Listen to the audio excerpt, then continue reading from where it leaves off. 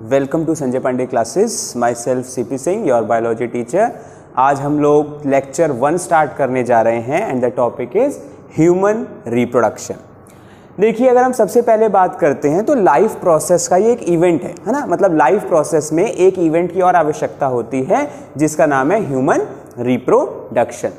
Reproduction एक biological process है जिसमें एक ऑर्गेनिज्म अपने जैसे दूसरे ऑर्गेनिज्म को प्रोड्यूस करता है।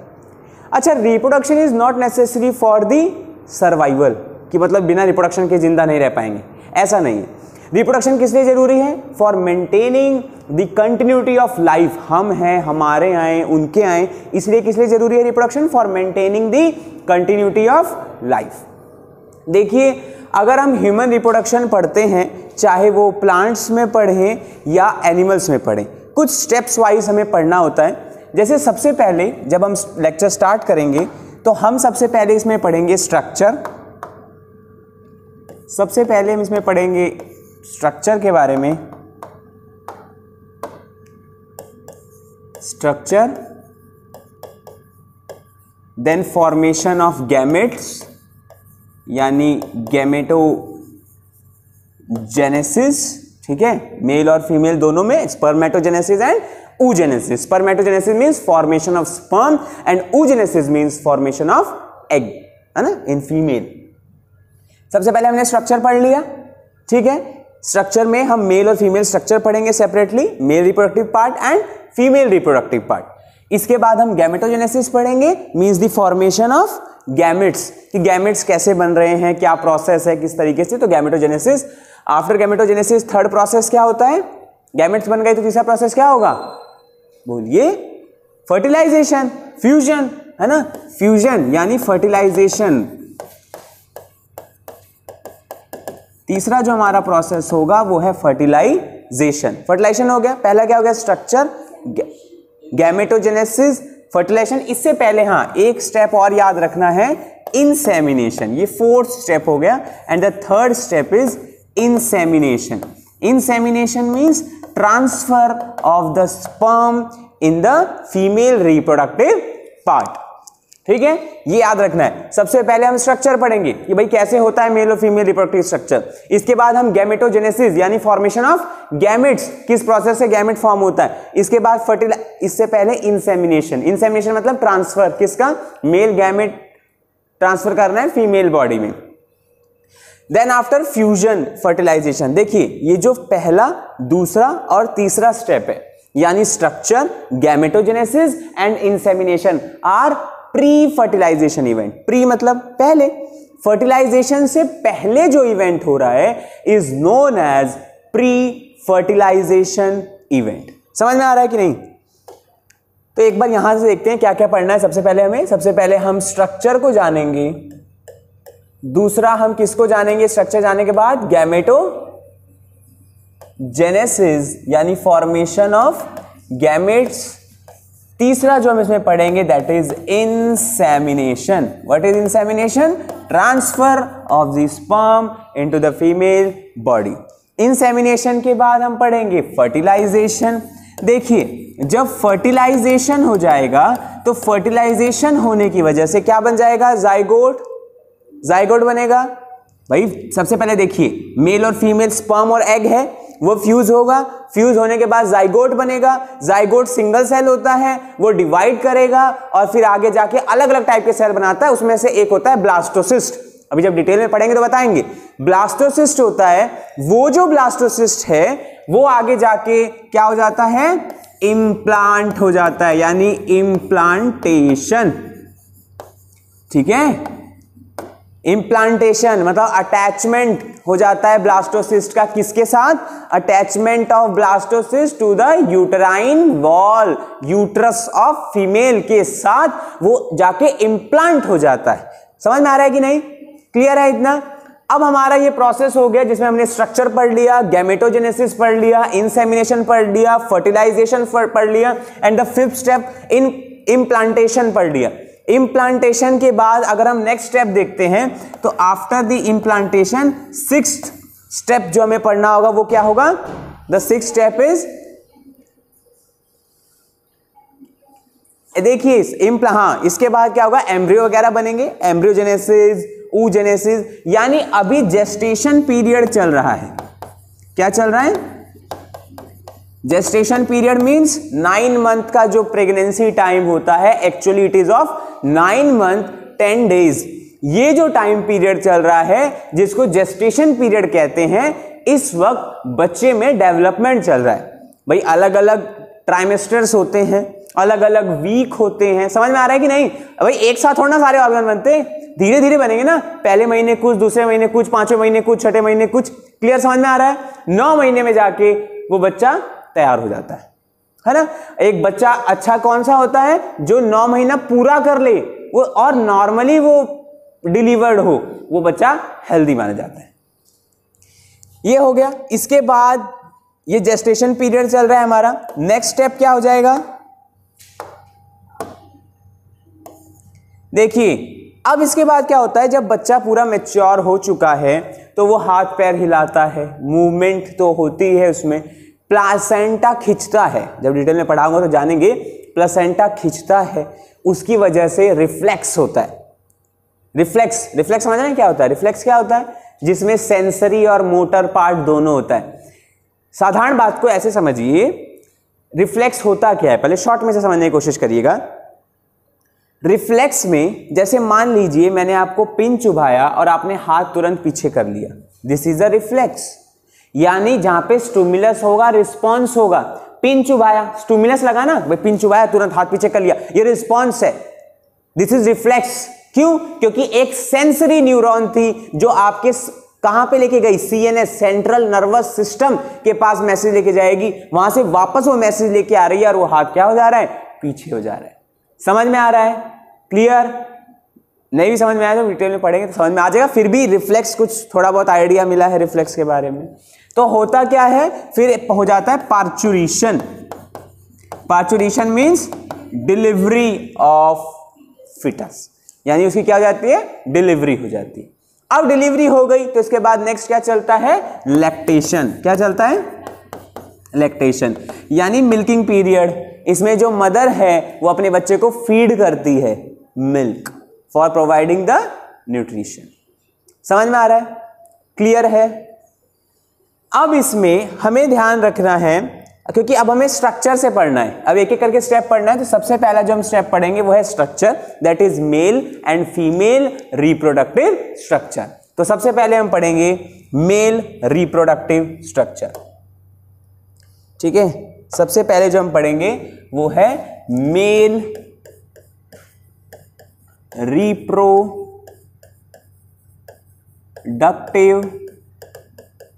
स्ट्रक्चर। Mail reproductive structure. देखिए जब भी हम रिप्रोडक्टिव स्ट्रक्चर की बात करेंगे तो उसमें एक प्राइमरी सेक्स ऑर्गन आएगा और एक सेकेंडरी सेक्स ऑर्गन आएगा। ठीक है, यानी प्राइमरी एंड सेकेंडरी। क्या आएगा? Primary and secondary. इसमें हम सबसे पहले एक पढ़ेंगे primary sex organ and then secondary sex organ.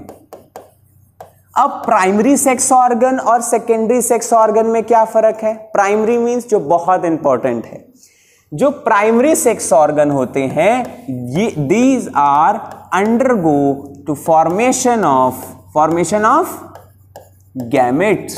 ये गैमेट्स बनाएंगे एंड हॉर्मोन्स। ठीक है, प्राइमरी सेक्स ऑर्गन जो होते हैं वो गैमेट्स बनाएंगे और क्या बनाएंगे? हॉर्मोन्स। लेकिन अगर हम सेकेंडरी सेक्स ऑर्गन की बात करते हैं तो ये कोई गैमेट नहीं बनाएगा। तो क्या बनाता है ये हेल्प करता है किसमें? उनके कंडक्शन में, उनके स्टोरेज में, उनके ट्रांसफर में, उनके मेंटेनेंस में। यानी अगर एक शब्द में कहना चाहें, it helps in the process of reproduction. Primary secondary में क्या? प्राइमरी क्या कर रहा है? प्राइमरी जो है वो सिर्फ मतलब गैमेट बना रहा है और सेक्स हार्मोन्स बना रहा है। लेकिन अगर हम सेकेंडरी सेक्स ऑर्गन की बात करते हैं तो ये क्या कर रहा है? हेल्प्स कर रहा है। ये बस हेल्प कर रहा है इसको in the process of reproduction. क्योंकि हम मेल की बात कर रहे हैं तो मेल में अगर प्राइमरी की बात करें तो मेल में प्राइमरी क्या होता है, मेल में प्राइमरी जो होता है दैट इज टेस्टिस। मेल में प्राइमरी क्या होता है, टेस्टिस। और सेकेंडरी की बात करें तो in the secondary there is a accessory ducts, there is a accessory glands, there is external genitalia. और कुछ भी है, accessory duct, accessory glands and external genitalia. अब क्योंकि सबसे पहले हमें प्राइमरी सेक्स ऑर्गन पढ़ना है तो हम स्टार्टिंग कहां से करेंगे, टेस्टिस से। ठीक है, स्टार्टिंग होगी टेस्टिस से। तो इसको समझने की कोशिश करते हैं। अगर हम इस चीज को थोड़ा डायग्राम की हेल्प से देखें अगर तो सर्च इमेज ना,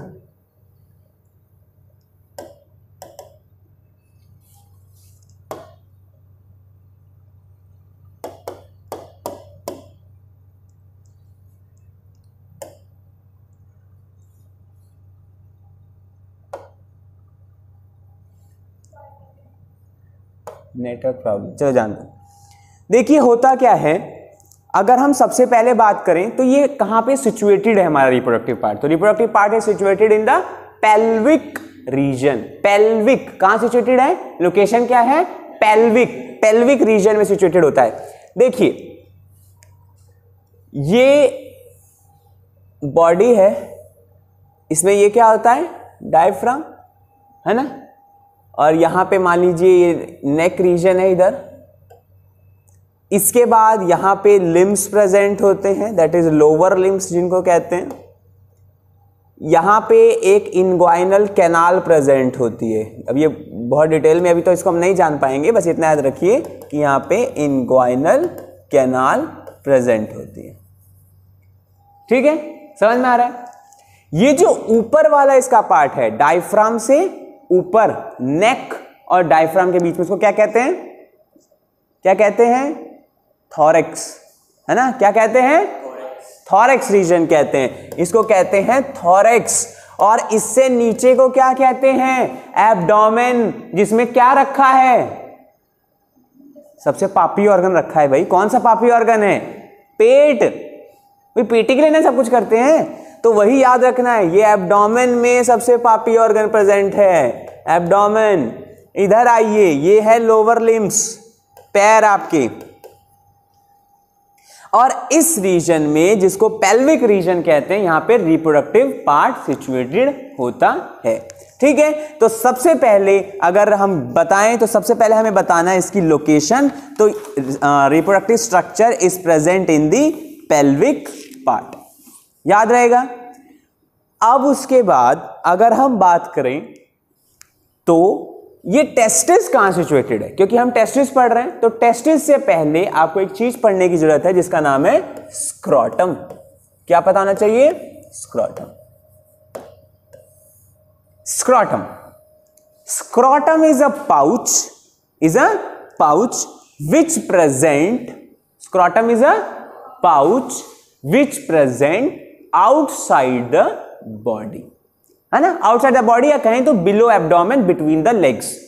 लेग्स के बीच में जो मेल पार्ट होता है उसके बीच में यहां पे एक पाउच प्रेजेंट होता है, और ये एब्डोमेन, देखिए ध्यान देखिएगा, यहां तक एब्डोमेन पार्ट था, एक इनग्वाइनल कैनाल बीच में प्रेजेंट होता है। ये यहां पे ये जो स्क्रोटम है ये नीचे की तरफ यहां पे प्रेजेंट होता है, इट इज अ पाउच। ठीक है, आउटसाइड दी बॉडी प्रेजेंट होता है। ये एक डीप पिगमेंटेड पार्ट होता है और आउटसाइड दी बॉडी प्रेजेंट होता है।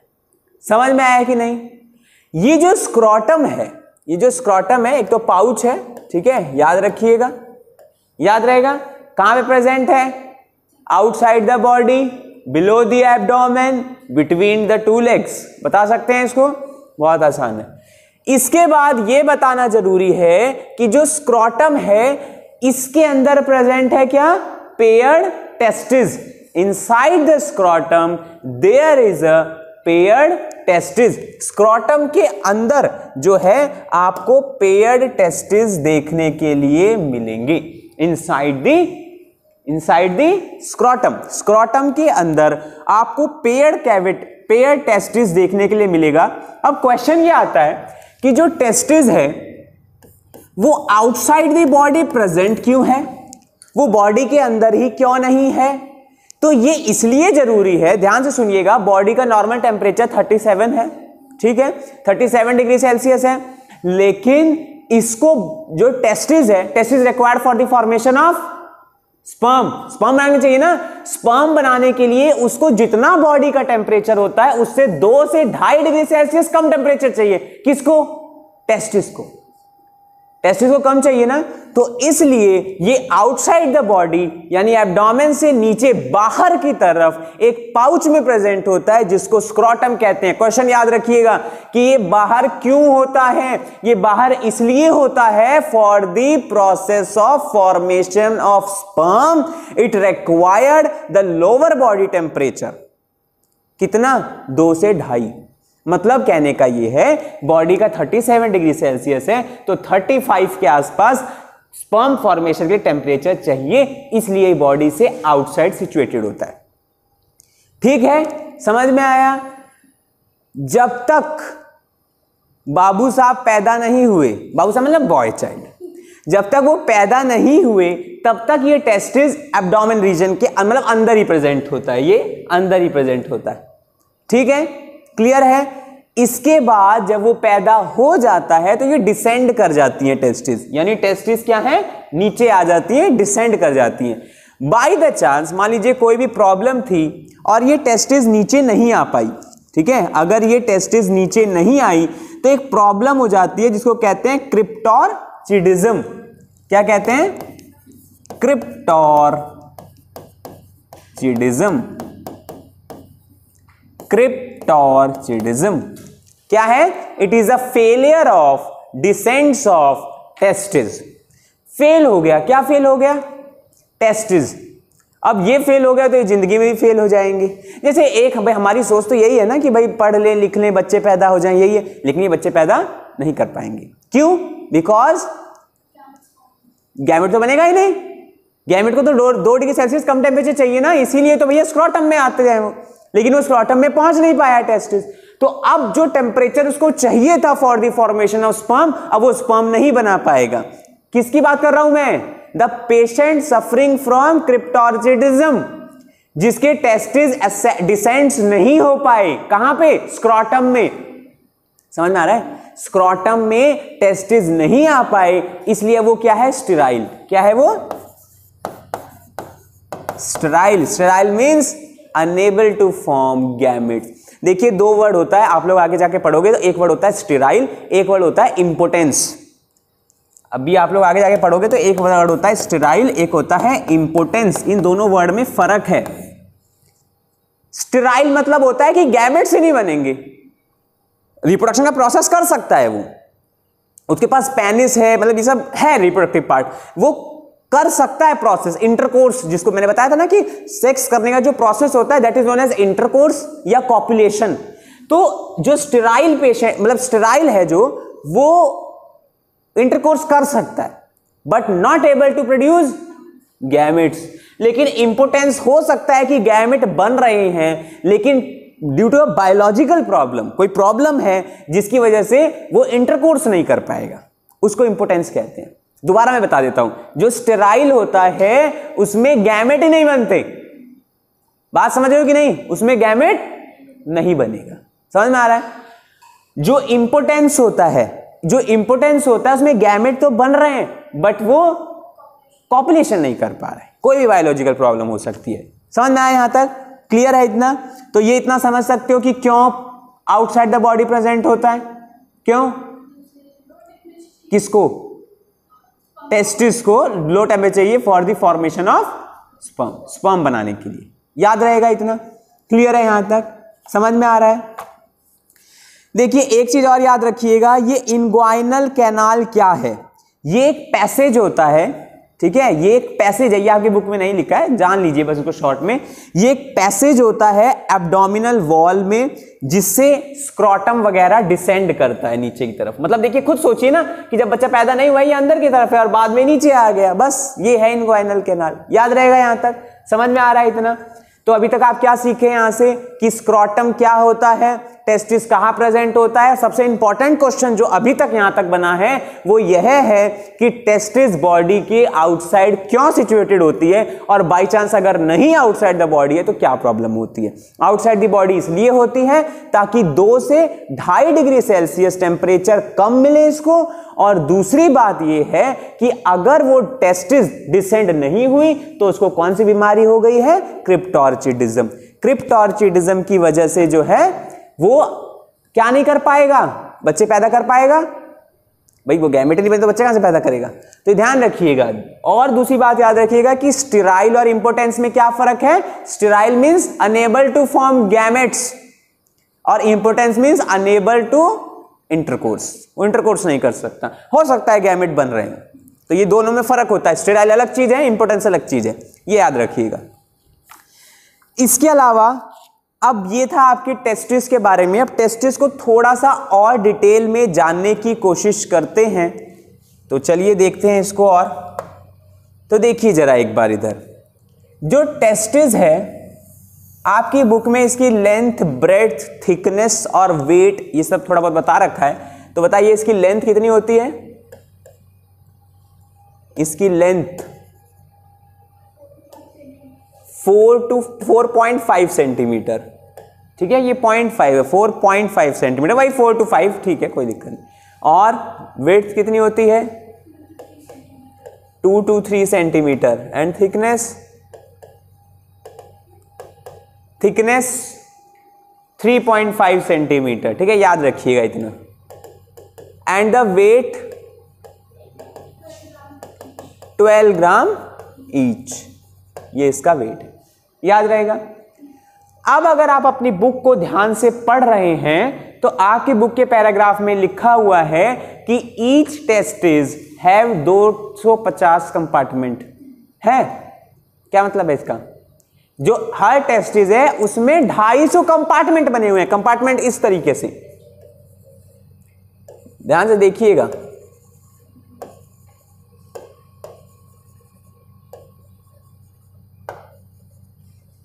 समझ रहे हैं, जो टेस्टिस है भाई, जो आपने टेस्टिस पढ़ा उसमें आपको क्या मिल रहा है, उसमें आपको 250 कंपार्टमेंट्स मिल रहे हैं। मतलब कि एक टेस्टिस को अगर आप देखें तो वो 250 कंपार्टमेंट्स में डिस्ट्रीब्यूट होगा, याद रहेगा, 250 कंपार्टमेंट में डिस्ट्रीब्यूट होगा।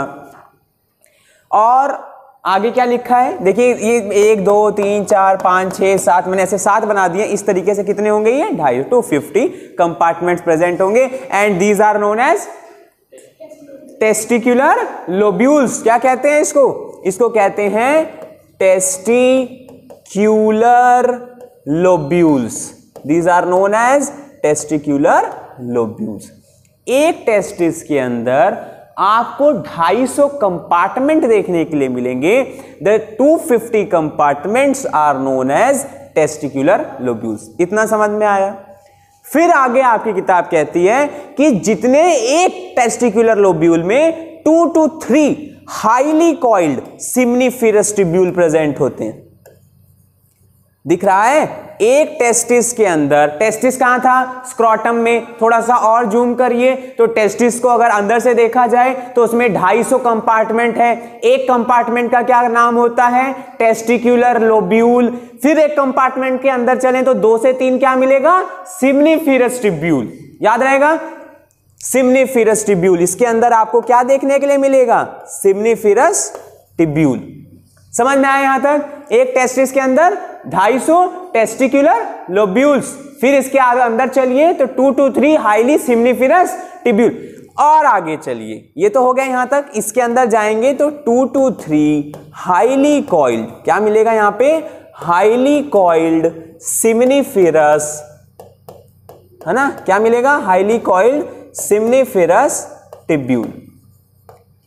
अब अगर सिम्निफिरस ट्यूब्यूल को देखा जाए तो उसके अंदर आपको दो तरीके के सेल्स देखने के लिए मिलेंगे। किसके अंदर बोलो? सिम्निफिरस ट्यूब्यूल के अंदर आपको दो सेल देखने के लिए मिलेंगे।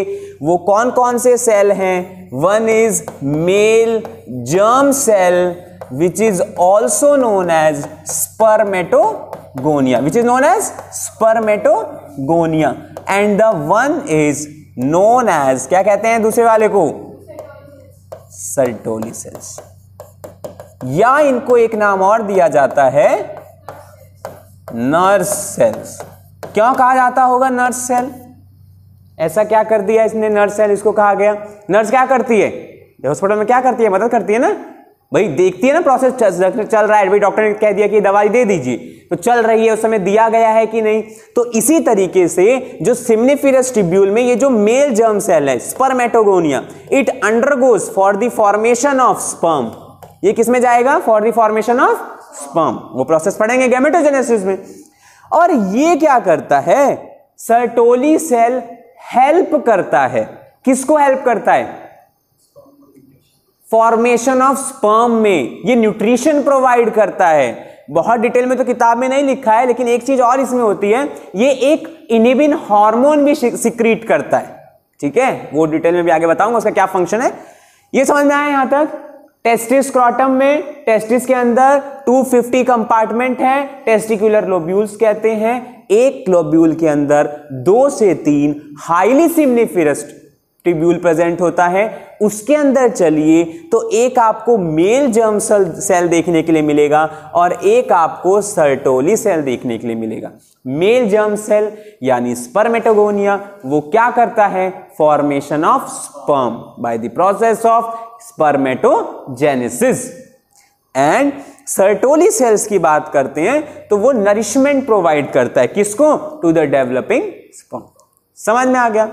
क्लियर है?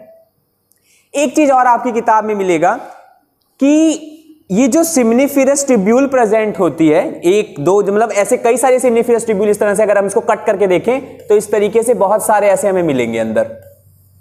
ठीक है, अगर हम इसका व्यू देखें तो ये देखो, इसके अंदर है आपके male germ cell, Sertoli cell, ये सब यहां है। अब इनके बीच में आपको गैप दिख रहा है? दिख रहा है?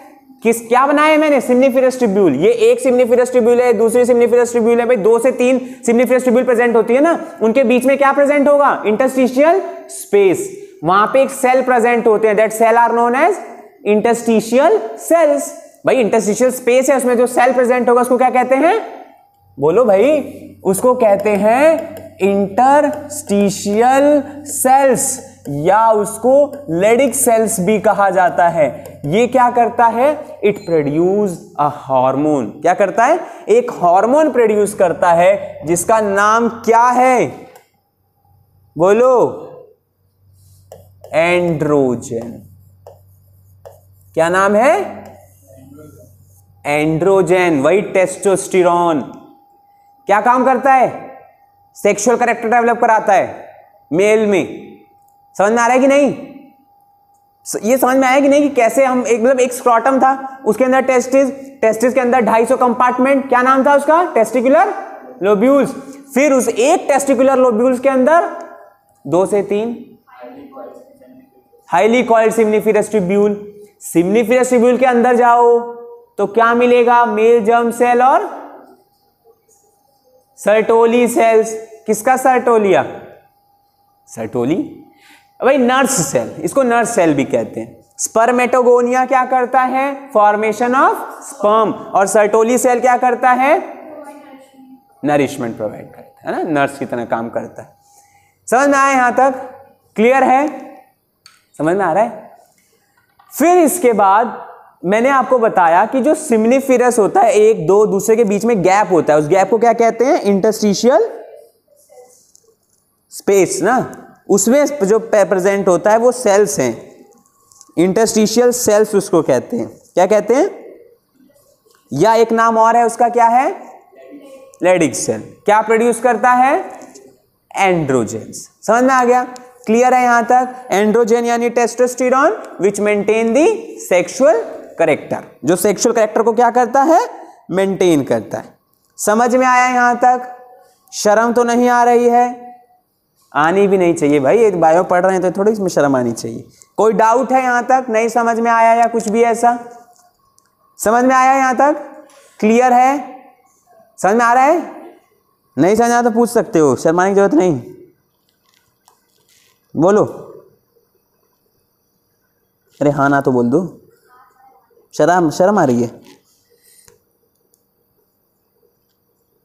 मैं तो इसी से परेशान हूं। चलो ठीक है, यहां तक समझ में आ गया? क्लियर है? अब इसके बाद थोड़ा और आगे चलते हैं। हमने टेस्टिस पढ़ लिया, फिर मैंने आपको बताया ना कि आपको एक चीज और पढ़नी है। क्या नाम है उसका? क्या नाम है? अरे टेस्टिस के बाद क्या पढ़ना चाहते हो? कुछ नहीं, जाने तो जा रहा हूं। डक्ट पढ़ना है ना? डक्ट, चलिए डक्ट देखते हैं। अब डक्ट को ध्यान से सुनिएगा। अब भैया स्पर्म बनेगा तो ट्रांसफर भी तो होगा कि वहीं पड़ा रहेगा? बताओ। ट्रांसफर भी होगा। तो देखिए कैसे ट्रांसफर होगा। अब होता क्या है, सबसे पहले अब इतनी चीज याद रखिएगा कि सेमिनिफेरस ट्यूब्यूल कहां पे है। मेन स्पर्म कहां बन रहा है? सेमिनिफेरस ट्यूब्यूल में बन रहा है ना, उसके अंदर सेल है, मेल जर्म सेल, वही बना रहे हैं ना। तो अब वही लोग क्या कराएंगे? कंडक्शन कराएंगे। वही लोग क्या कराएंगे? कंडक्शन। तो इनके कंडक्शन के वक्त सबसे पहले ध्यान रखिएगा, ये जितने भी सेमिनिफेरस ट्यूब्यूल हैं ये आपस में जोड़ घटा करके पूरा एक इस तरीके से आपस में लोग डक्ट बना लेते हैं। मतलब सारे जितने सेमिनिफेरस ट्यूब्यूल हैं वो ऑलमोस्ट इसी में खुल रहे हैं और ये अंदर ही है अभी। और इस किसका फॉर्मेशन करते हैं? Leads to the formation of rete testis. समझ में आया? तो सबसे पहले इन्होंने क्या बनाया? रेटी टेस्टिस। क्या बना लिया सबसे पहले? रेटी टेस्टिस। याद रहेगा? क्लियर है? समझ में आ रहा है? नहीं आ रहा ना? आ रहा है कि नहीं आ रहा है? ये जितने भी सेमिनिफेरस ट्यूब्यूल हैं ये इकट्ठा हो गए एक जगह, एक डक्ट में बना रहे हैं, वो एक क्लस्टर बन गया, उसको कहते हैं रेटी टेस्टिस। ये हो गया रेटी टेस्टिस। इतना समझ में आया? जितने भी सेमिनिफेरस ट्यूब्यूल्स थे वो ओपन हो गए एक स्ट्रक्चर में, दैट इज नोन एज रेटी टेस्टिस। फिर रेटी टेस्टिस जो हैं ये ओपन होंगे आगे जाके, और ये क्या करते हैं, ये फिर कम से कम 10 से 12 या 20 के आसपास आगे एक डक्ट प्रेजेंट होता है, आर नोन एज वासा इफरेंशिया। क्या कहते हैं उसको? वासा इफरेंशिया। वासा इफरेंशिया, वासा इफरेंशिया। और ये क्या था इससे पहले जो था? रेटी टेस्टिस। रेटी टेस्टिस, रेटी टेस्टिस। याद रहेगा? वासा इफरेंशिया याद रहेगा कि नहीं याद रहेगा? जो रेटी टेस्टिस है वो आगे जाके ओपन हो गया, जिसको क्या कहते हैं? रेटी टेस्टिस। आप जान रहे हो ये अब बाहर निकल रहा है टेस्टिस से। वासा इफरेंशिया, पहले रेटी टेस्टिस तो अंदर ही है ना, टेस्टिस के अंदर ही है। अब ये एक्स्ट्रा टेस्टिकुलर पार्ट चल रहा है। एक्स्ट्रा मतलब बाहर की तरफ। क्या चल रहा है? Extra testicular part. कंफ्यूज मत होइएगा, सेमिनिफेरस ट्यूब्यूल था वो ओपन हुआ किसमें? रेटी टेस्टिस में। अब ये टेस्टिस के अंदर ही है सिस्टम। अब आगे जाके आपके 10 से 12 क्या प्रेजेंट है? डक्ट, जिसका नाम है वासा इफरेंशिया। जो वासा इफरेंशिया है फिर आगे जाके वो अपना दूसरा साथी पकड़ती है और वो ट्रांसफर कर देती है किसको? अब देखो ये आगे जाके अब दूसरा साथी पकड़ती है और ये ट्रांसफर कर देती है किसको? एक पार्ट है ये अब टेस्टिस के पीछे से होके जाता है, पोस्टीरियर। मतलब ये जो बाहर निकल रहा है ये पीछे की तरफ है। नहीं, ये तो बाहर निकल रहा है, ये मतलब बाहर की तरफ आ रहा है। एक्स्ट्रा टेस्टिकुलर पार्ट, रेटी टेस्टिस तक अंदर था, टेस्टिस के अंदर। अब ये वासा इफरेंशिया एकदम हेड पे होता है, जो टेस्टिस का एकदम हेड, जैसे अब ओवल शेप्ड है, उसके हेड पार्ट में से अब ये बाहर निकल रहा है वासा इफरेंशिया। समझ में आ रहा है कि नहीं? कुछ दिमाग में जा रहा है कि सब ऊपर से ही जा रहा है? जा रहा है ना। तो इसके बाद क्या होता है, जो वासा इफरेंशिया है ये फिर क्या फॉर्म करता है? एपिडिडाइमिस। क्या फॉर्म करता है? क्या फॉर्म करता है? समझ में आ रहा है? क्या फॉर्म कर दिया इसने? Epididymis, epididymis. देखिए बहुत डिटेल में इसको जाने तो ये 3 पार्ट में डिवाइड होता है। एपिडिडाइमिस 3 पार्ट में डिवाइड होता है। कौन कौन से पार्ट में? Head, body and tail. Head, body, tail. वैसे तो और भी इसके नाम होते हैं। क्या नाम होते हैं? Caput, caput, corpus and chorda. याद रहेगा ये सब? अब ये आप क्या पढ़ रहे हैं? एपिडिडाइमस। 3 पार्ट इसके होते हैं। एपिडिडाइमस क्या करता है? आगे जाके अपने ट्रांसफर भेज देता है। किसको? अब किसको भेज देगा ये? कह दे अब मेरे से हो गया, अब तुम लेके जाओ। कौन तुम लेके जाओ? वासा डिफरेंस। अब ये आपका ऊपर की तरफ जा रहा है। ऊपर इन द सेंस, याद रखिए डायग्राम, एब्डोमेन की तरफ जा रहा है। कहां जा रहा है? याद रहेगा ना? कोई समस्या तो नहीं हो रही यहां तक? अब कहां जा रहा है ये? एब्डोमेन की तरफ। पहले यहां तक एक बार रिवाइज कर लीजिए अपने दिमाग में जो भी मैंने पढ़ा है। ये पता होना चाहिए। सिम्निफेरस ट्यूब्यूल सब ओपन हो गए रेटिटेस्टिस में। रेटिटेस्टिस ने कह दिया वासा डिफरेंशिया तुम लो। 10 से 12 थे ना ये? 10 से 12 थिन होते हैं, बहुत मोटे नहीं होते, थिन होते हैं, थिन।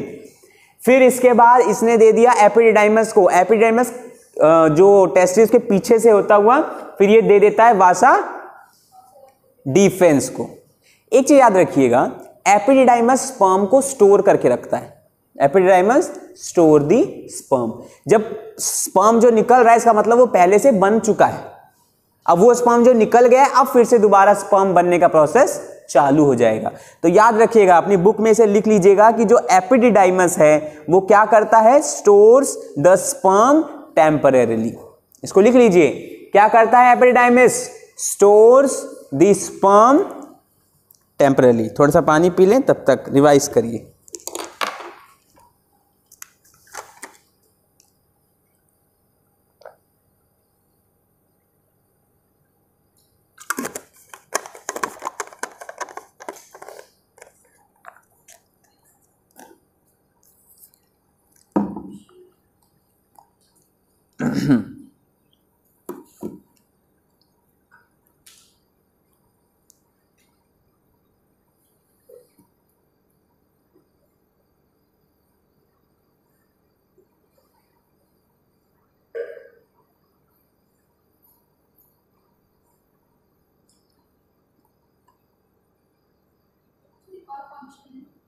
हाँ क्या है?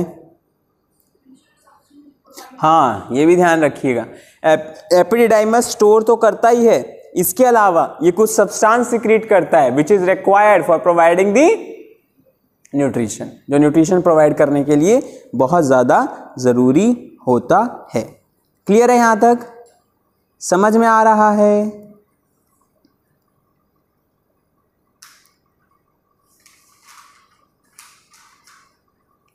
ये पता नहीं क्यों नहीं चल रहा है, नहीं तो इसमें आपको दिखाता मैं। एक मिनट देखते हैं। सर्च वेब से करते थे कि इससे करते थे, पता नहीं। ये कहाँ से होगा? ऊपर से होगा ये तो। करो करो करो जिसे मालूम है। चलो जाने दो, छोड़ो रहने दो। अब देखिए वासा डिफरेंस है। अब ये कहाँ बढ़ रहा है? ऊपर की तरफ, है ना? इसका नाम लिख लीजिए, वासा। देखिए ये वासा इफ्रेंशिया था, अब ये वासा डिफरेंस है। वासा इफ्रेंशिया टेस्टिस से बाहर की तरफ आ रहा था। आपसे कोई पूछे वासा इफ्रेंशिया कहाँ है, तो it is present between rete testis and epididymis. ठीक है, 10 से 12 होते हैं ना, 10 से 12, 12 से 20, 10-20 ऐसे लिखा है। इसके अलावा वासा डिफरेंस की बात करते हैं तो ये 2 होते हैं इन ईच टेस्टिस। समझ में आया? अब ये कहां जा रहा है? वासा डिफरेंस कहां जा रहा है? एब्डोमेन में। कहां से होता हुआ जाएगा? जहां से स्क्रोटम आया था। कहां से आया था?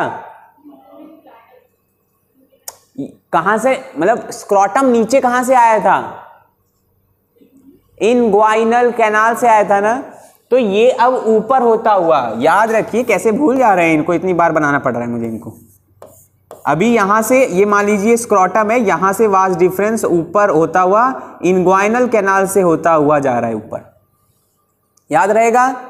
समझ में आ रहा है? कौन जा रहा है? नसबंदी में इसी को काटा जाता है भैया, वासा डिफरेंस को। याद रहेगा? वासा डिफरेंस को ही काटा जाता है। तो भैया कुछ नहीं याद रखना, रेटिटेस्टिस, वासा डिफरेंशिया, एपिडिडाइमस, वासा डिफरेंस। ठीक है, अब देखिए आगे ये क्या करता है। अब आगे, क्योंकि मेल में क्या होता है, पेनिस के थ्रू ही, यानी सिंगल पाथवे होता है for the transfer of urine as well as gamete, जिसको कहते हैं यूरोजेनाइटल ट्रैक्ट। क्या कहते हैं? Urogenital tract. Uro for urine, genital means for gametes. याद रहेगा? अब देखिए कुछ इसको जरा समझने की कोशिश करिएगा। यूरिनरी सिस्टम पहले बना लेते हैं। देखिए आप लोगों को इतना याद होगा, आप लोगों ने पढ़ा है कि इस तरीके से यूराइनरी ब्लैडर होता है, फिर नीचे क्या प्रेजेंट होता है? यूराइनरी ब्लैडर, और नीचे क्या प्रेजेंट है? बोलो। हाँ, यूरेथ्रा। ठीक है, समझ में आ रहा है यहां तक? कोई समस्या? अब क्या होता है, ये बस को फिर से बना लेते हैं।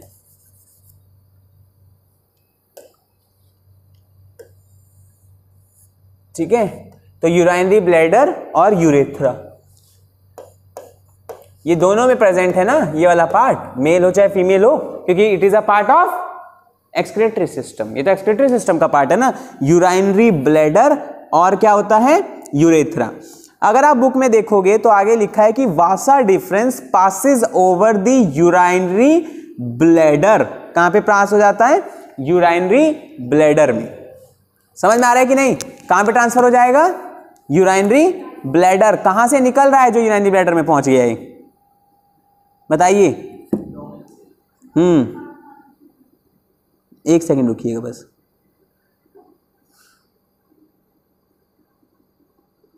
एब्डोमेन वाले पार्ट से ये आपका ऊपर उठ रहा है, यानी एब्डोमेन से अंदर आ रहा है, और इसके बाद ये क्या करता है? आपके यूराइनरी ब्लैडर से होता हुआ, क्योंकि देखो एक वासा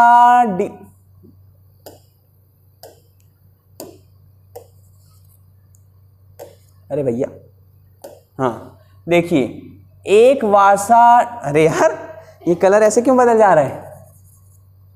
अच्छा मैंने बदला ही नहीं। देखिए एक इधर से आ रहा है और एक इधर से। दो पेयर ऑफ टेस्टिस होता है, तो पेयर ऑफ वासा डिफरेंस भी होगा।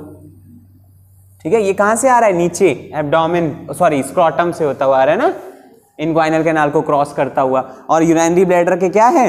ऊपर। याद रहेगा यहां तक? और यहां पे ये क्या बना दे रहे हैं? इधर इजैकुलेटरी डक्ट। क्या बना लिया ये? Ejaculatory duct. यूरेथ्रा में जो आपके वासा डिफरेंस हैं वो आके ओपन हो जाते हैं and forms the ejaculatory duct. क्या बना देते हैं? इजैकुलेटरी डक्ट बना देते हैं। फिर आगे याद रखिए, यहां पे एक ग्लैंड प्रेजेंट होता है। The name of the gland is, कौन सा ग्लैंड प्रेजेंट होता है? कौन सा ग्लैंड प्रेजेंट होता है?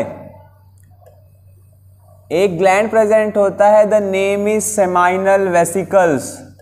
वो भी इसी में ओपन होता है। याद रहेगा? समझ में आ रहा है? अरे हाँ ना तो बोलो। हाँ, तो ये याद रखिएगा कि वासा डिफरेंस यूरेथ्रा में ओपन हुआ और वहां पे सेमाइनल वेसिकल्स आके ओपन हो रहा है। सेमाइनल वेसिकल ग्लैंड है ना, अभी पढ़ेंगे उसका क्या फंक्शन है। यहां तक समझ में आ गया? क्लियर है? इसके बाद यहां पे एक ग्लैंड और प्रेजेंट होता है। क्या नाम है उस ग्लैंड का? Prostate gland. यहीं पर ही एक ग्लैंड और प्रेजेंट होता है, ये याद रखिएगा, सिंगल ग्लैंड होता है। सेमाइनल वेसिकल पेयर में होते हैं, ये कैसा होता है? सिंगल। नाम क्या है? Prostate gland. क्या नाम होता है इसका? Prostate gland.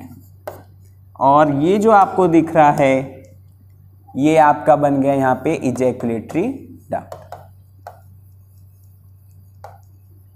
ठीक है, समझ में आ रहा है? क्लियर है? इसके बाद अगर आपसे कोई पूछे कि इजैकुलेटरी डक्ट क्या है या इजैकुलेटरी डक्ट होता क्या है या किस किस द्वारा बनाया जा रहा है, तो वासा डिफरेंशिया जो है, वासा डिफरेंस जो है वो यूरेथ्रा में जाकर ओपन हो जाता है and forms the ejaculatory duct. याद रहेगा यहां तक? पक्का? अब इसके बाद देखिए क्या होता है, यहां तक समझ में आ गया ना? ये टोटल हमारा डक्ट था। क्वेश्चन आता है नीट में हो गया या आपके एग्जाम में हो गया तो पूछा जाता है कि वो बताइए फ्लो कैसे होता है स्पर्म का। तो जो सेमाइनल क्या था? Testicular lobule. और क्या था एक? अरे टेस्टिकुलर लोब्यूल्स के अंदर क्या प्रेजेंट था?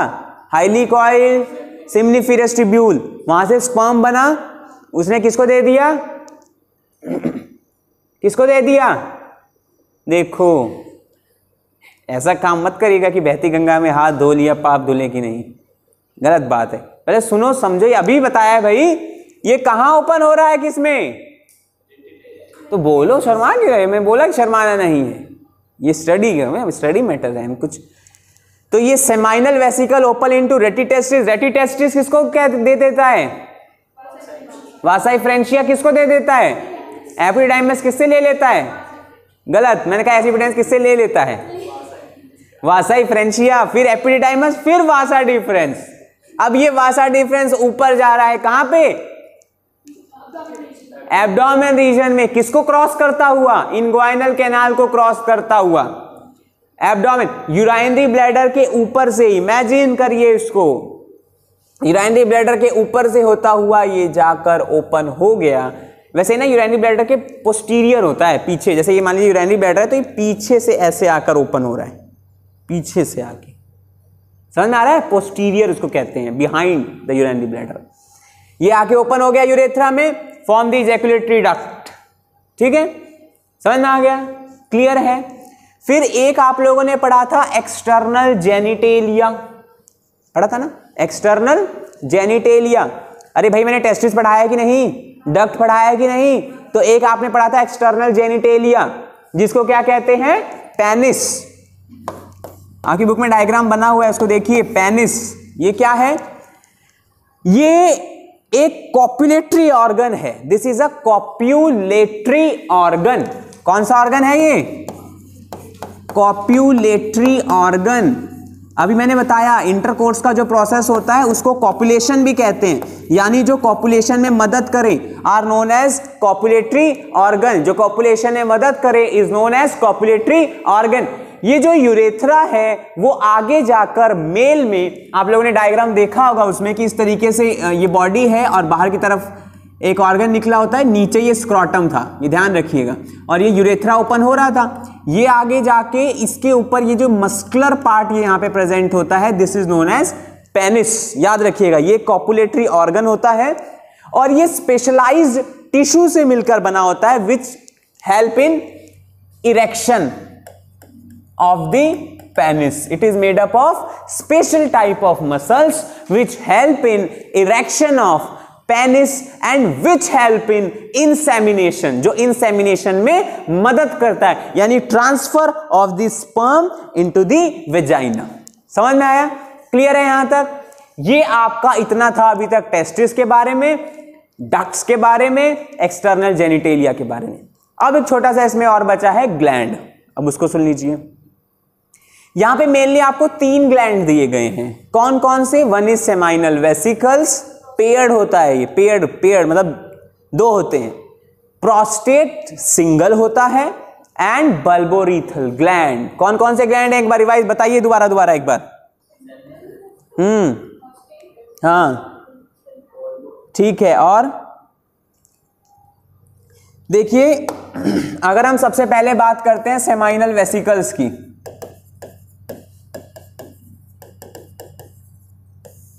किसकी? Seminal vesicle. तो ये पेयर्ड होते हैं, ट्यूबुलर होता है। निकालिए, लिखिए इसको, सेमाइनल वेसिकल। ये नहीं लिखवाया था ना मैंने पिछली क्लास में, ये लिखवाया था? नहीं लिखवाया तो लिखिए, हेडिंग डालिए सेमाइनल वेसिकल्स। अब हम ग्लैंड्स पढ़ रहे हैं, सेमाइनल वेसिकल्स, इसमें लिखिए पेयर्ड, ठीक है, बिहाइंड द यूरिनरी ब्लैडर। ये शॉर्ट पॉइंट्स में लिखवा रहा हूं ताकि याद रहे। Behind the urinary bladder, behind the urinary bladder, paired होते हैं बिहाइंड द यूरिनरी ब्लैडर। और ये क्या करते हैं, एक विस्कस फ्लूइड सिक्रीट करते हैं, विस्कस फ्लूइड सिक्रीट करते हैं, विच इज रिच, जो रिच होता है in citric acid, fructose etcetera, which is rich in citric acid and fructose, citric acid, fructose. जानते हो ये जो फ्रक्टोज होता है, किसी के साथ रेप हुआ है कि नहीं? जैसे एक रेप क्या है, एक क्रिमिनल असॉल्ट है ना, क्रिमिनल असॉल्ट होता है। हमारे सेक्शन कौन सा होता है इसका, इतना तो नहीं याद है, 376 के अनुसार इसमें होता है कि अगर एक्चुअली में किसी फीमेल के साथ रेप हुआ है तो फ्रक्टोज उसमें वहां देखने के लिए मिलेगा, प्रेजेंट होता है वेजाइनल रीजन में। तो ये भी एक, क्या कह सकते हैं उसको, साइन ऑफ रेप है कि भाई किसी फीमेल के साथ रेप हुआ है। कंफर्मेटरी टेस्ट होता है, टेस्ट करा जाता है, सब डिटेल याद रहेगा, ठीक है। इसके बाद कौन सा ग्लैंड प्रेजेंट है दूसरा, ये लिख लीजिए इसको, क्या क्या लिखा इसमें आपने, paired behind the urinary bladder, और ये एक विस्कस फ्लूइड सिक्रीट करता है, उसको सेमाइनल फ्लूइड भी कहते हैं, ये भी याद रखिएगा, नोन एज सेमाइनल फ्लूइड। हाँ, कोई दिक्कत, समझ में आ रहा है ना? उसको सेमाइनल फ्लूइड कहा जाता है।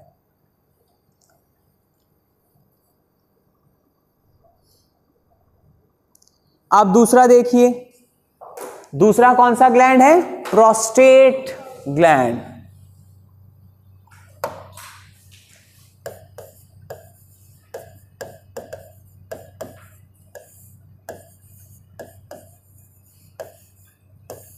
ये बहुत ये सिंगल होता है, ठीक है, ये पेयर्ड नहीं होता है, ये सिंगल होता है और बेस ऑफ यूरिनरी ब्लैडर पे प्रेजेंट होता है। कहां पे, base of urinary bladder, it is present at the base of, ये कहां पे प्रेजेंट होता है, it is present at the base of urinary bladder. देखिए मेनली क्या करता है, ये एल्कलाइन बनाता है, हेल्प इन एल्कलाइजेशन ऑफ सीमेन, यानी बेसिक बनाता है। सीमेन को कैसा बनाता है, ये बेसिक, एल्कलाइन, या इट मेक्स लिख लीजिए,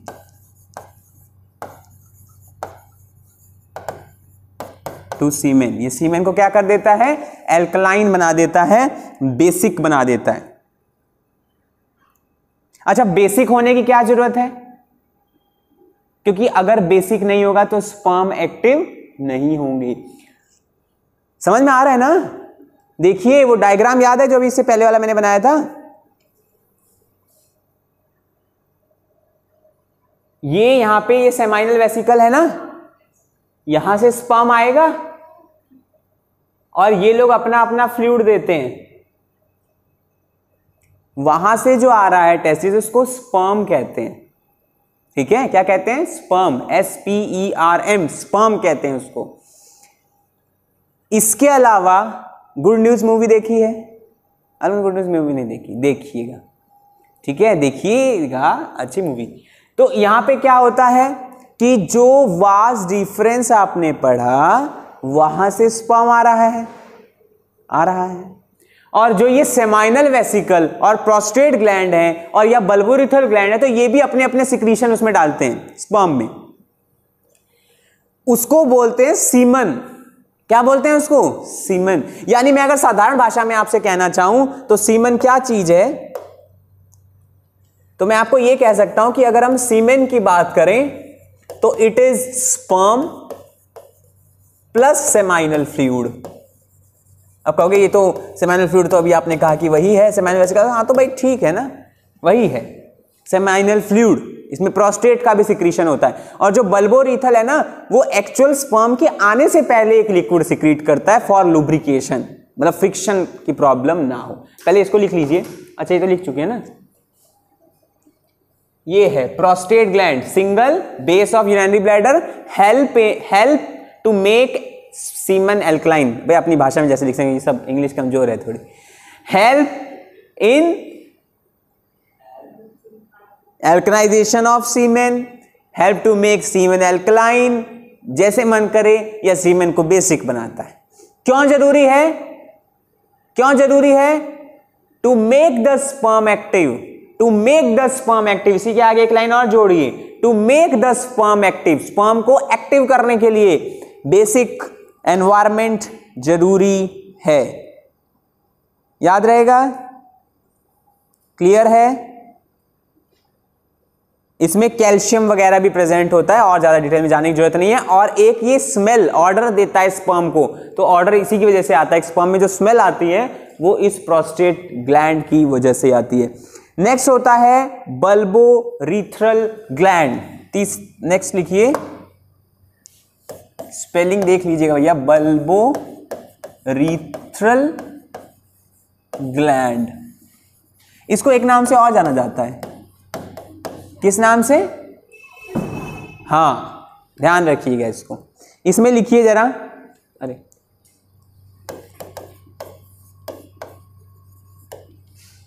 बल्बोरीथल ग्लैंड या काउपेयर्स ग्लैंड भी इसको कहा जाता है। इसमें लिखिए पेयर्ड, पेयर्ड ये कैसा होता है? पेयर्ड होता है present adjacent to urethra at the base of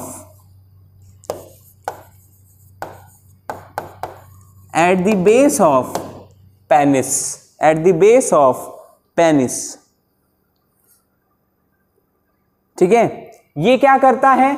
secrete, इसमें लिखिए secretes viscous mucus before the ejaculation of sperm। ठीक है, ejaculation of sperm which act as lubricating agent। किसकी तरह वर्क करता है? लुब्रिकेटिंग एजेंट की तरह, यानी help in the lubrication, helps in the lubrication. याद रहेगा इतना? क्लियर है?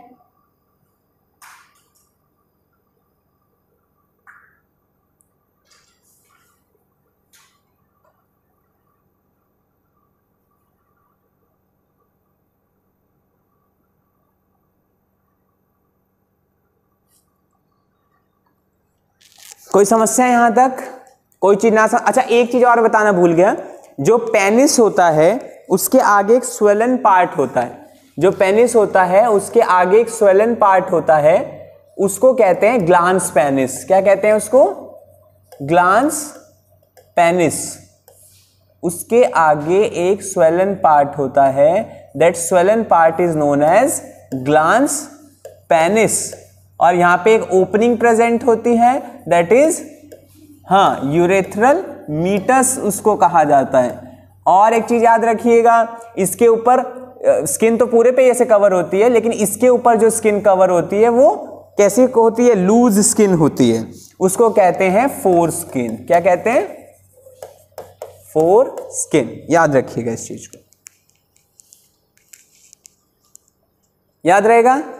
लूज स्किन प्रेजेंट होती है ग्लांस पेनिस के ऊपर, जिसको क्या कहते हैं? फोर स्किन, या प्रीप्यूज भी कहा जाता है। PREPUCE, प्रीप्यूज। PREPUCE। स्पेलिंग देख लीजिए, स्पेलिंग की बड़ी दिक्कत है। ठीक है, समझ में आया? क्लियर है यहां तक? अब नेक्स्ट हेडिंग डालिए सीमेन। ये तो आपका हो गया पूरा। अब जो बना, जो निकलेगा ड्यूरिंग कॉपुलेशन, वो निकलेगा सीमेन, नॉट स्पर्म। हटा दूं इसको।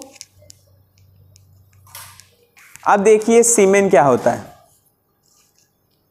अभी मैंने बताया सीमेन क्या है, तो इसमें पहला पॉइंट लिखिए, it is a mixture of, it is a mixture of, ये मिक्सचर है किसका, स्पर्म एंड सेमाइनल फ्लूइड। लिखिए, it is a mixture of sperm and seminal fluid. Seminal fluid मतलब किस किस को कहा गया है, सबका मिला जुला के, ठीक है, मतलब सेमाइनल वेसिकल, प्रोस्टेट, बल्बोरिथल, एपिडिडाइमस, सबका मिला जुला के यहां पे है कि स्पर्म और सेमाइनल फ्लूइड दोनों मिलके क्या बनाते हैं, सीमेन बनाते हैं, याद रखिएगा। फिर आगे नेक्स्ट लाइन में लिखिए, average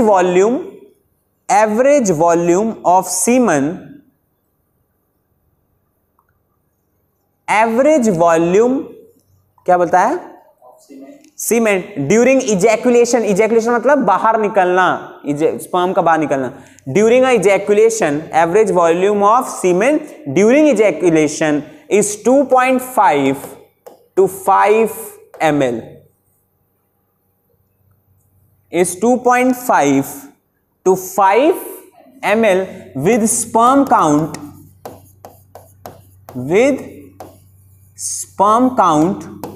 200 to 300 million, with 200 to 300 million of sperm। ठीक है, याद रहेगा। ये आगे लिखा हुआ है गैमेटोजेनेसिस वाले पार्ट में, एनसीईआरटी में देखेंगे अगर। और देखिए, ये जो 200 से 300 मिलियन होता है ना, हाँ, इसमें से 60% जो होता है उनका नॉर्मल स्ट्रक्चर होता है, मतलब जो होना चाहिए। अभी पढ़ाऊंगा स्ट्रक्चर ऑफ स्पर्म, अभी स्ट्रक्चर ऑफ स्पर्म पढ़ाऊंगा गैमेटोजेनेसिस में, यानी जब फॉर्मेशन ऑफ गैमेट पढ़ेंगे। बस अब इसका ये स्ट्रक्चर ये समझ लो।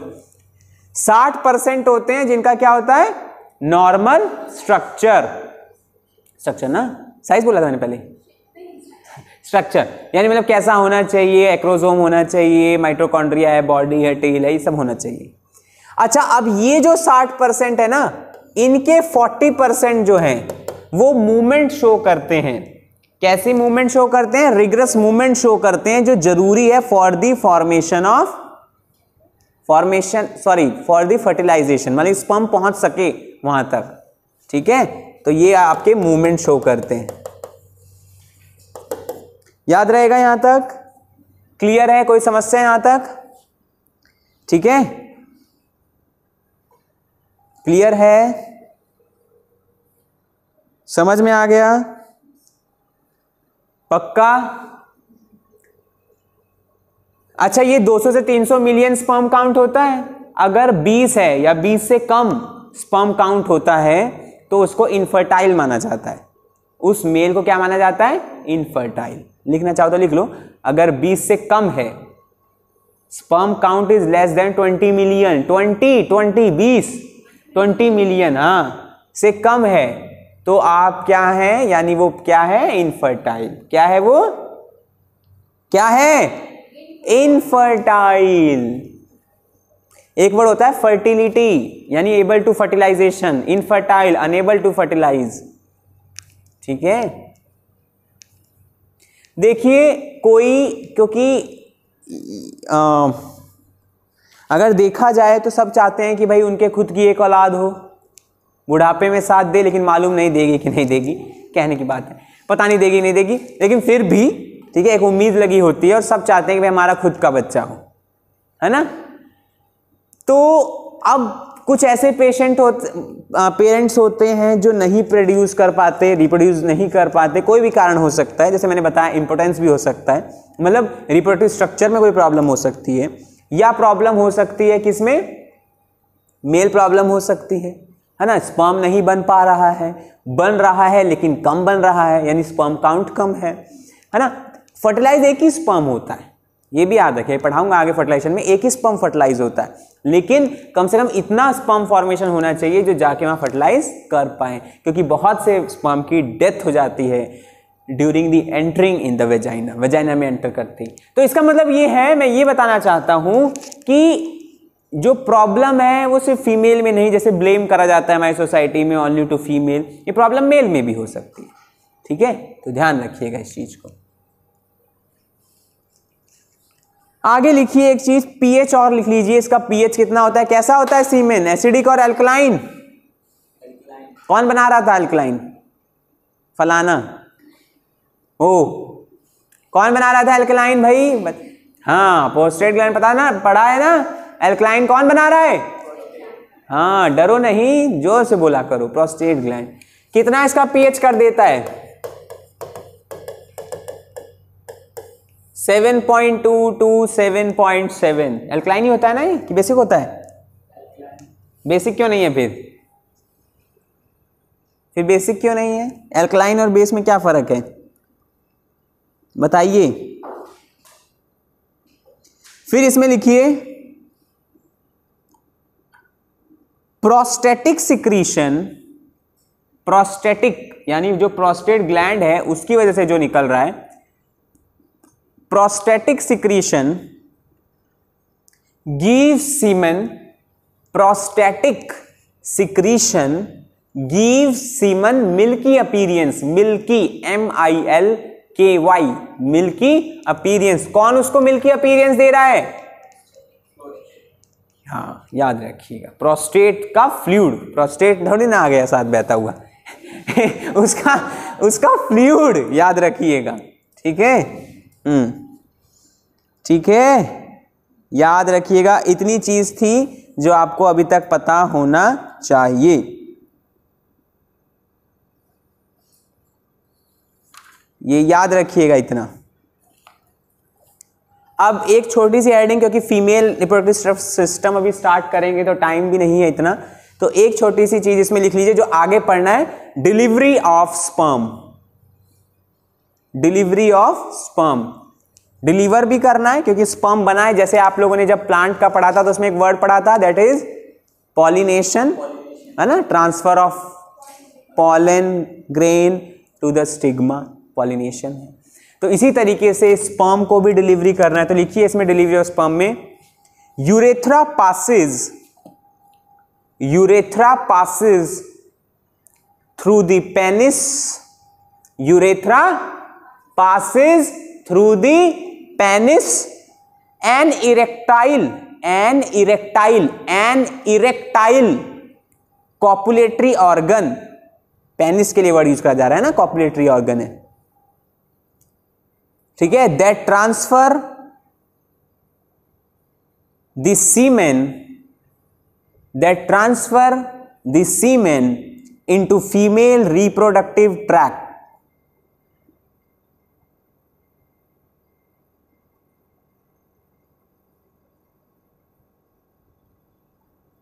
ठीक है, आगे लिखिए next point,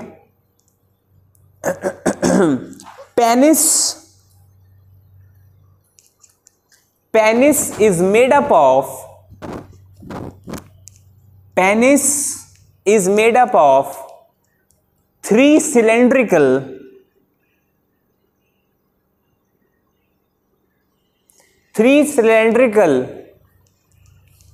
spongy tissue, spongy, SPONGY, spongy tissue which help in insemination, which help in insemination। ठीक है, नेक्स्ट लिखिए, next point, filling of blood, filling of blood, filling of blood in this tissue, filling FILLING, filling of blood, यानी जब इसमें blood आ जाता है, किसमें, किसमें ब्लड आएगा, टिश्यू में। Filling of blood in this tissue, filling of blood in this tissue help in erection, spongy tissue, SPONGY, spongy tissue. अब स्पेसिफिक नाम नहीं लिखा है, स्पॉन्जी टिश्यू है, 3 सिलेंड्रिकल स्पॉन्जी टिश्यू प्रेजेंट होता है, और जब इसमें ब्लड फिल हो जाता है, क्या लिखा है मैंने लास्ट पॉइंट बताना, पढ़ो लास्ट पॉइंट, तुम ऐसी राइटिंग में लिख रहे हो कि केमिस्ट वाला भी नहीं समझ पाएगा। हाँ, तुमसे मैं पूछूंगा नेक्स्ट क्लास में, तुम जिस तरह से लिख रहे हो जैसे कॉकरोच के पैर में स्याही लगा के दौड़ा दिया कि लिख। अच्छा लिखो, क्या जा धीरे धीरे लिखो, क्या जल्दबाजी। अभी से डॉक्टर मान लिए क्या? नहीं ठीक, अभी से फेसबुक पे लग गया होगा डॉक्टर फलाना। नहीं, अच्छा नहीं, ध्यान नहीं दिया मैंने कभी, पीछे बैठता था ना, कभी ध्यान ही नहीं गया। और इनकी ध्यान गया, ये ऐसा लिख रहे हैं कि मेरे तो नहीं लगता इसके बाद तुम समझ पाओगे कि भैया वापस ले लो है ना। तुम तो समझ जाओगे, लेकिन जो पेपर लिखोगे वो कैसे समझेगा? वो तो बाली नोच के रख देगा अपने नीचे। वही समझ में आना चाहिए ना उसे भी। पेपर में आराम से लिखते हो, पेपर में तुम्हें लगता है और तेजी से लिखते हैं सब। धीरे धीरे लिखो, क्या दिक्कत है? घर परिवार की टेंशन है, बीवी तो नहीं तुम्हें परेशान करते, तब क्यों परेशान हो रहे हैं? आराम से धीरे धीरे लिखो, सजा के लिखो। जो है मेरी भी राइटिंग अच्छी नहीं है, कोशिश करता हूँ लिखने की, तुम्हें समझ में आ जाए ठीक है, अच्छी तो मेरी भी राइटिंग नहीं है, लेकिन तब भी इतना तुमने तो ऐसा लिखा है कि तुम्हारे अक्षर दूर हैं। अब देखो तो मिलजुल नहीं रहे हैं, आपस में उनका मतभेद है। चलिए कोई बात नहीं। क्या कह रहा था मैं? Filling of blood in this tissue helps in the erection of penis. Helps in the erection of penis. याद रहेगा इतना यहां तक। ये आपका मेल रिप्रोडक्टिव स्ट्रक्चर था। नेक्स्ट क्लास में हम फीमेल रिप्रोडक्टिव स्ट्रक्चर और गैमेटोजेनेसिस कवर करेंगे। ठीक है, तो उम्मीद है कि आप लोगों को समझ में आया होगा। धन्यवाद।